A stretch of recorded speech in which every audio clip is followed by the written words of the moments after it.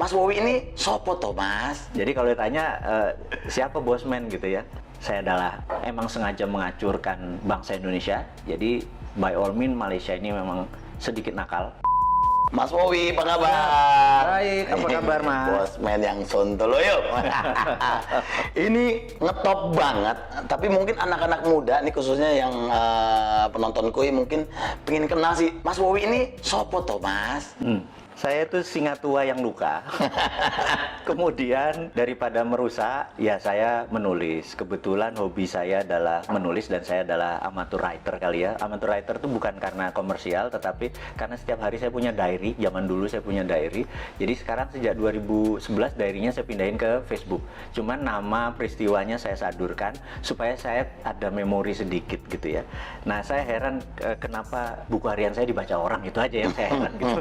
Jadi kalau tanya siapa bosman gitu ya, saya adalah amatur writer. Gokil, amatur writer tapi bisa memprediksi masa depan. By data, tapi always by data ya. Mas Wowi katanya pernah mewawancarai 400 teroris. Sebutin 5 tersangka teroris yang susah ketebak gitu. Jadi dari 2009 sampai 2013 saya memang aktif sekali di dalam membantu negara karena saya merasa terorisme itu adalah act of war, atau terorisme itu adalah tindakan perang yang terkecil. Jadi perang sel, dan dia menggunakan aksi teror atau menakut-nakuti. Tujuannya kalau di negara berkembang seperti Indonesia berbeda dengan sebuah aksi teror di negara maju seperti misalnya di Jepang itu. Kalau di sebuah negara maju, aksi teror dipakai untuk merubah kebijakan. Kalau di negara berkembang seperti di Indonesia adalah merubah pemerintahan. Jadi saya pikir ujung-ujungnya pasti memecah NKRI, dan darah merah kita langsung keluar kalau teroris ini arahnya merubah NKRI gitu ya. Know-how saya adalah bagaimana mengetahui pola pikir mereka kemana, patternnya. Ya saya interviewnya interview biasa, mereka bahkan tidak menyadari bahwa itu adalah bagian dari interview. Bukan sekedar bukan collect data, bahkan kita ada cara untuk bertanya. Yang menarik adalah seorang Malaysia, agen dari Inggris yang namanya Nurdin M. Top, emang sengaja mengacurkan bangsa Indonesia. Jadi by all means Malaysia ini memang sedikit nakal. Kita disusupi dengan Nurdin M. Top, dan dia punya kemampuan linguistik pattern yang sangat luar biasa. Beberapa kali dokumen saya menyaksikan, dia dalam kurang dari 5 menit bisa membuat orang teriak Toto Allahu Akbar dan berani jihad. Bener-bener cara pengerubah itunya, dan itu menggunakan dengan waking hypnosis, alias dia tidak mempengaruhi orang yang tutup mata tidur gitu ya, seperti yang di komersial itu. Dia nggak kayak uya-uya ya. Dan itu kelihatan masih rendah memang ilmunya yang menggunakan tidur itu sleeping hypnosis. Tapi waking hypnosis itu benar-benar sadar, mata terbuka, kesadaran penuh, dan dia menggunakan linguistik pattern yang sangat luar biasa. Polanya saya pelajari, saya bilang gila nih orang, 5 menit aja anak. Waktu itu saya lihat ada videonya di Cirebon, 2 anak, cewek 1, cowok 1 dipanggil ngomong tentang jihad, Toto Allahu Akbar, dan bersiap mati untuk doktrin yang ditaruh oleh Nurdin M. Top. Saya bilang gila nih kalau didiemin gitu ya. Nah, tapi ya bersyukurnya bahwa dia udah selesai, chapter itu udah selesai, dan selama 5 tahun itu pengalaman menarik buat saya, berkontribusi sedikit. Bukan saya adalah bagian dari lembaga tertentu, tapi ini adalah berkontribusi sedikit bagaimana supaya terorisme yang mengatasnamakan agama, yang mau mecah belah NKRI sekarang bisa dikatakan sudah selesai. Tapi yang jelas yang menjadi pahlawan menurut saya adalah Pak Tito Karnavian, orang-orang yang di dunia kepolisian saat ini, yang dialah actionnya ya. Kalau saya kan cuma polanya atau patternnya atau mindsetnya saja yang saya pelajari. Mudah-mudahan menjawab apa sedikit. Yes, waduh, saya nanya saya yang merinding. Nah, Mas Wowi, pertanyaan ketiga kan, Mas Wowi pernah bilang nih, orang-orang harus paham cara dunia ini bekerja. Bisa nggak sih Pak di-share poin terpenting, minimal kita sebagai orang awam tuh harus ngerti apa sih maksudnya gitu, dunia ini bekerja tuh seperti apa gitu.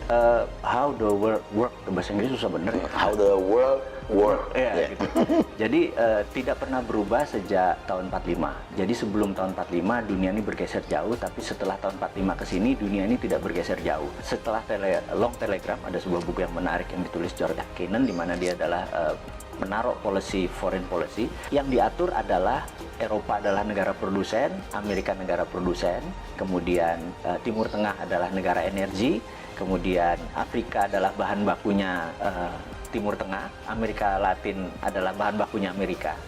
Kemudian Asia seperti Indonesia, Asia Tenggara, India, dan China adalah market. Kalau market itu tidak boleh miskin, tidak boleh kaya, gitu ya. Nah, kalau negara produsen harus kaya, negara sumber bahan alam tidak boleh kaya. Bahkan harus lebih miskin daripada negara market, gitu ya. Itu memang disetel seperti itu. Suatu hari di tahun 80-an, 90-an, di mana musuh Amerika adalah Soviet, zaman presidennya adalah Ronald Reagan, mereka fokus di Timur Tengah karena energi, dan tahun 91 Soviet rata tanah. Fokus mereka terhadap energi itu lupa bahwa ternyata China membangun manufaktur. Dan China membangun manufaktur itu bukan sendirian, dia dengan geng globalis dalam tanda petik ini ya. Tahun 80-an itu masuk ke China hanya sebagai labor murah, China membangun produksi. Nah, begitu China 20 tahun kemudian, dunia shock di tahun 2008 pada saat Olimpiade Beijing. Di situ dunia shock karena China mendadak menjadi negara produsen, dan Amerika udah telat, realize-nya, menyadarinya telat. sudah telat gitu. Ternyata Cina udah merubah dirinya menjadi negara produsen gitu. Kalau dia negara produsen, maka dia harus punya satu market, dua sumber bahan baku. Cina itu bahan bakunya dari nggak usah dijawab gitu ya. Dan negara yang jadi bahan baku itu harus miskin. Nah, negara yang jadi pasarnya dia yaitu Amerika dan Eropa tidak boleh kaya, tidak boleh miskin. Itu disetel sama Cina sekarang. Jadi kalau pemerintah tidak paham how the work, bener nggak?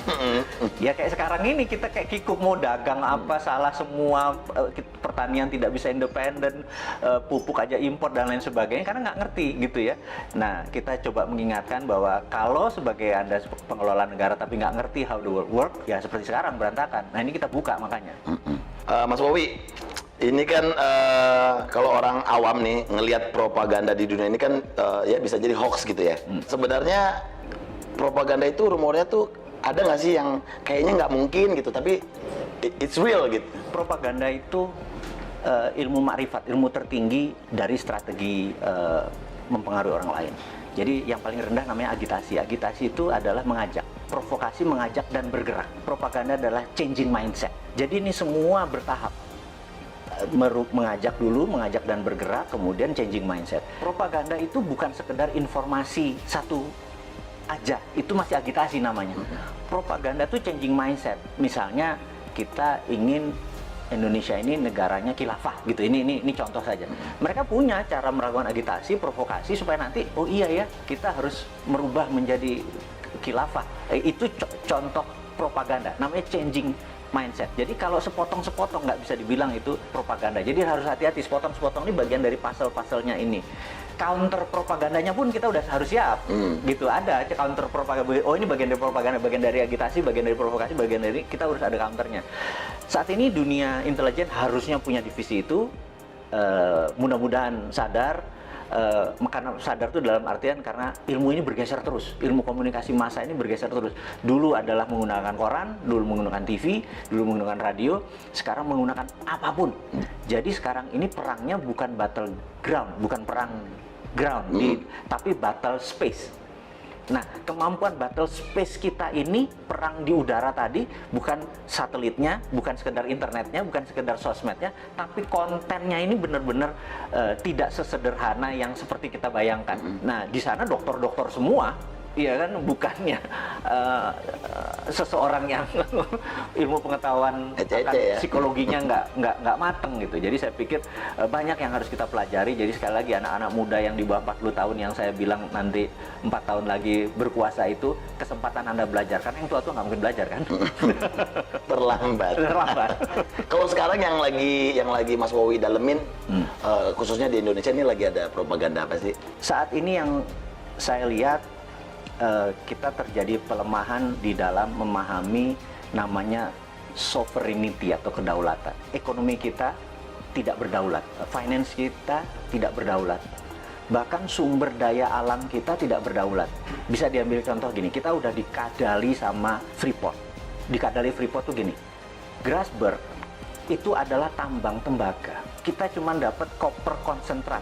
Setelah diproses jadi konsentrat, dikirim anoda slime, dikirim tadi, dan kita tidak mendapatkan benefit koper konsentrat. Apa itu benefit? Begitu dia masuk ke smelter, maka outputnya adalah gold, 100 ton per tahun, platinum 50 ton, dan ada uranium dari rare earth. Kita tidak mendapatkan benefit tersebut. Jadi kita cuma dibayar pajaknya hanya koper, tembaga gitu ya. Oke, kebodohan 40 tahun, udahlah biar dulu mbah-mbah yang kita mungkin udah dapat benefit ya wes, kita kan orang Jawa dididik mikul dhuwur mendem jero ya. Ya sudah, kita mikul dhuwur, oke gitu. Tapi kalau sekarang lupanya ada undang-undang yang nikel, jadi nikelnya 25%. Ini lucu, begitu dia tambang, nikelnya 25%, nggak boleh 40. Karena kalau, maksudnya kemurnian nikelnya ya, 25. Yang kita harusnya adalah kemurnian nikelnya 99,9.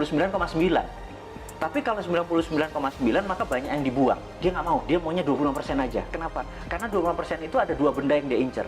Satu feronya, dua litiumnya.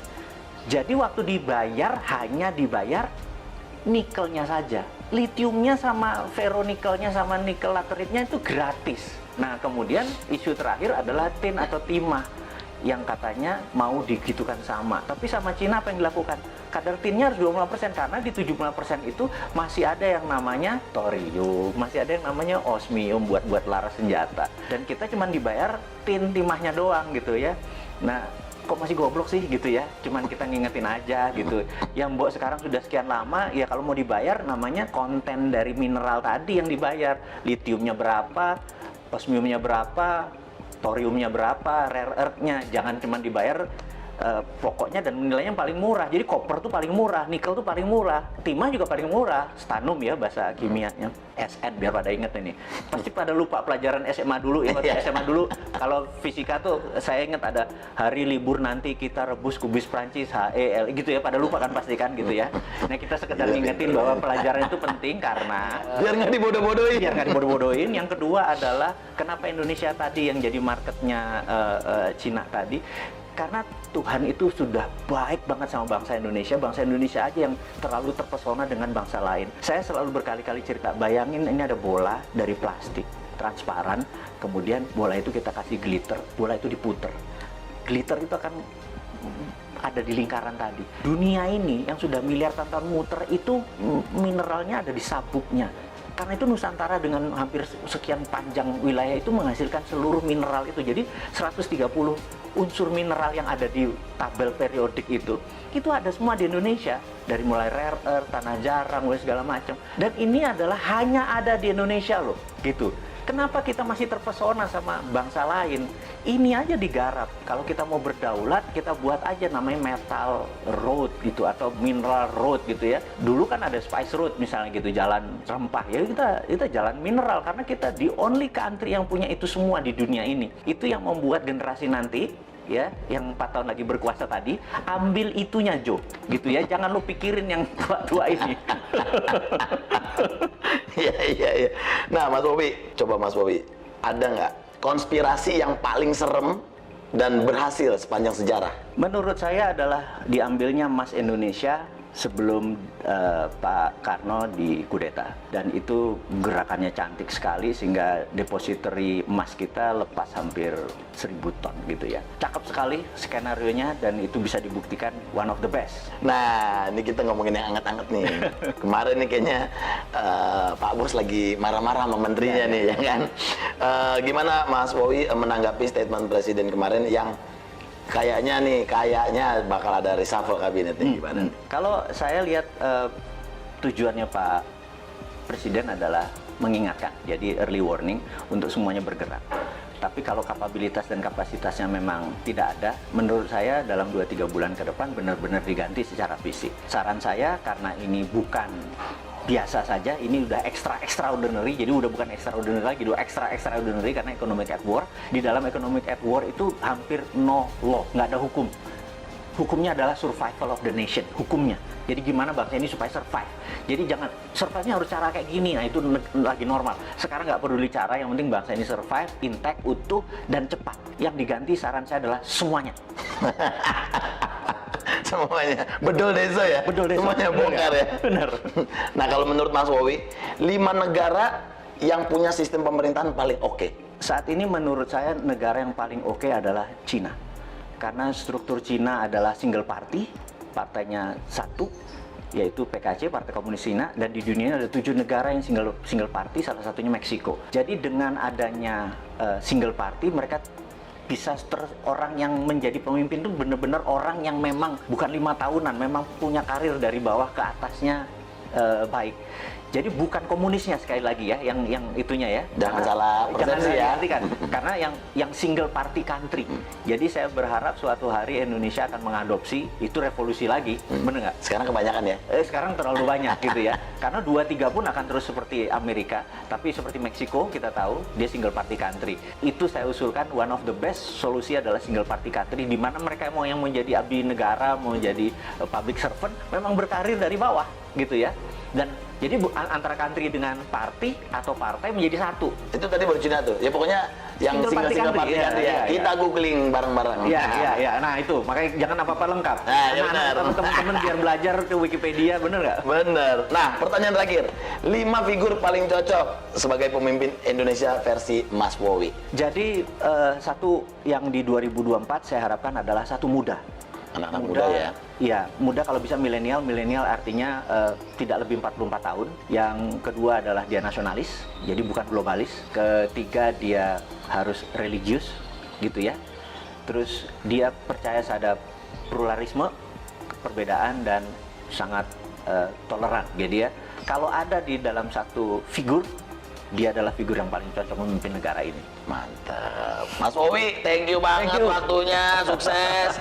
Pokoknya kita tunggu nanti ocehan-ocehan dari Mr. Bosman, ya kan, yang selalu kontroversi tapi menarik untuk diikuti. Sekali lagi thank you buat waktunya di Kui Entertainment. Thank you.